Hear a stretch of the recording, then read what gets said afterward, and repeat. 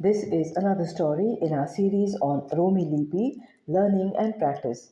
The title of the story is Bondekar into bracket tourist, Anitaचे नशीब into bracket fate slash destiny.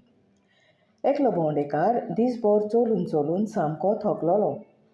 पुरो जावन तो एके बांय कडेन येवन उदक पियेतालो, थंयच बांयचे दोडेर न्हिदलो. तो न्हिदेंत ह्या वाटेन त्या वाटेन परतलो. बांयचे धोडेर न्हिदलोलो कारणान बांयत पडचें भें चड आसलें. तो सुस्त न्हिदेन आसतना 2-3 फावटी पडटा कसो जालो. तेन्ना देवान ताका पळयलो आनी ताच्या फुड्यांत येवन ताणें ताका उलयलो, पुता, तूं खंय न्हिदलाय हें तुका खबर आसा? आतांच तूं 2-3 फावटी बांयत पडचो वाटावला. बांयत पडून कितेंय जायत जाल्यार आपली चूक मानचे परस म्हजें नशीबच वायट म्हूण तूं म्हाका गुन्यांवकार करतलोय.